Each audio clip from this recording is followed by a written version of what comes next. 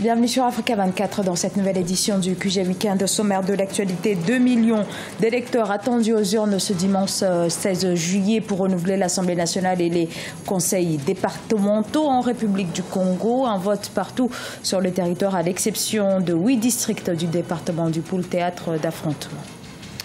La mobilisation ne s'essouffle pas au Mali. Nouvelle manifestation contre la révision de la Constitution ce samedi 15 juillet. Ils étaient des milliers à répondre à l'appel de la plateforme Ante-Abana, constituée des partis de l'opposition et de la société civile. Puis, que retenir du plan de relance de l'économie sud-africaine? Un plan très attendu. Le ministre des Finances l'a enfin présenté ce jeudi. On vous en dit plus à la fin de ce journal.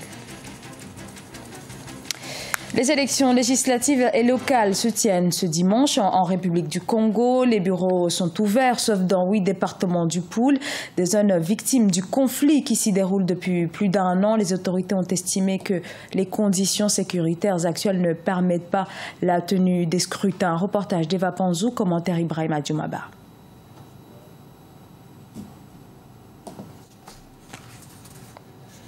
Dimanche 16 juillet 2017, les Congolais sont appelés aux urnes pour les élections législatives, mais aussi locales. Cependant, la situation sécuritaire peu rassurante dans le département du Poul a conduit à l'annulation du scrutin dans certains districts où les bureaux de vote sont restés fermés. Tous les bureaux de vote seront ouverts et sécurisés pour recueillir les votes des électeurs, à l'exception toutefois des bureaux de vote des districts de Kinamba, Vinza,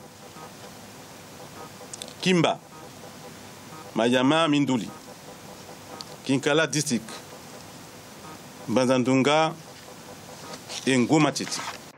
Ainsi, le vote se déroulera partout au Congo, sauf dans cette partie du pays.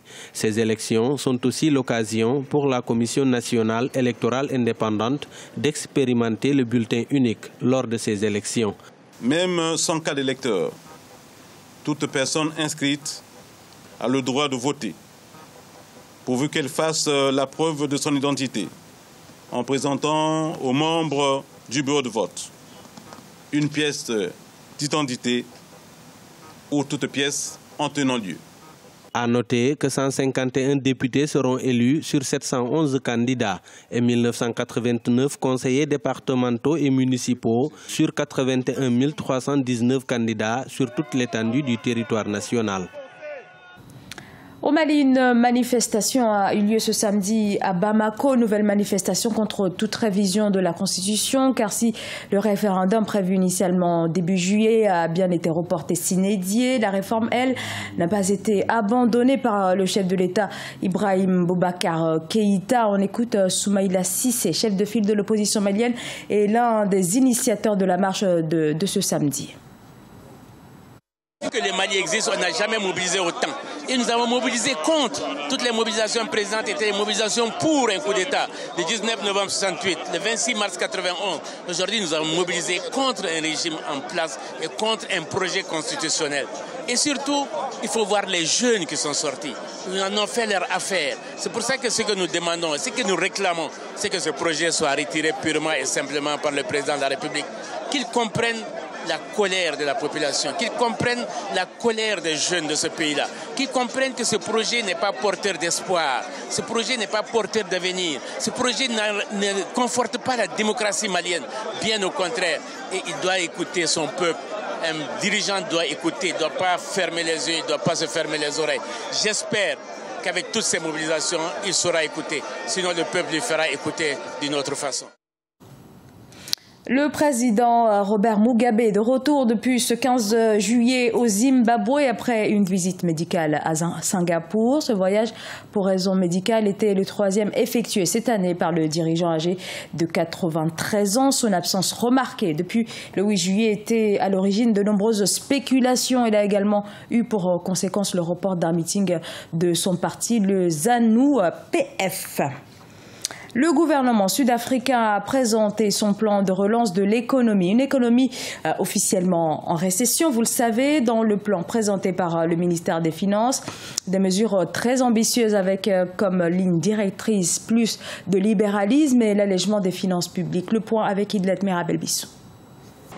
En Afrique du Sud, les autorités prennent des mesures pour la relance économique et l'équilibre budgétaire. À noter que depuis 2014, le taux de croissance du pays arc-en-ciel n'a pas atteint 2,5%. En ce qui concerne les réserves financières du pays, elles étaient évaluées à 46,8 milliards de dollars en mars 2016. Un seuil jugé insuffisant par de nombreux experts pour porter les dépenses publiques nationales.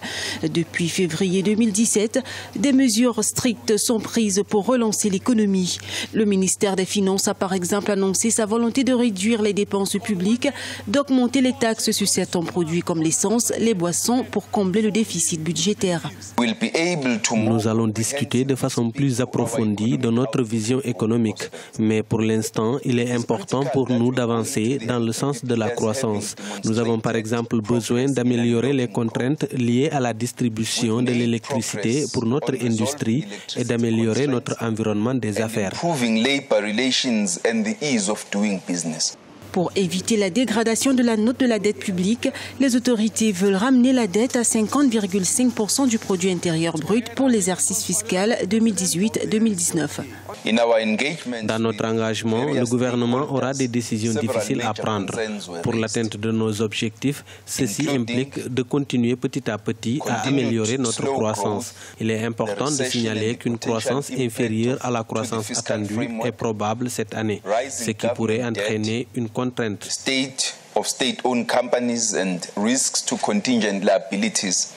En Afrique du Sud, l'exploitation minière illégale coûte à l'économie nationale des milliards de rands chaque année. Depuis 2010, le pays perd plus de 6 milliards de rands, soit 600 millions de dollars chaque année à cause des circuits illégaux. Les autorités veulent aussi normaliser le secteur pour apporter de la valeur ajoutée à l'économie nationale et atteindre l'équilibre budgétaire. Et ce drame survenu à l'issue de la finale de la Coupe de la Ligue sénégalaise de football ce samedi soir à Dakar, des échauffourées au stade d'Amba Diop entre les supporters au niveau de la tribune découverte ont provoqué une grande bousculade. Une partie de la tribune s'est alors effondrée. Les autorités font état d'au moins 8 victimes et de 49 blessés. Le ministre des Sports a annoncé la suspension des matchs à venir. C'est la fin de ce journal. Merci à vous de nous avoir suivis. Dans un instant, une nouvelle édition de l'actualité sur Africa 24.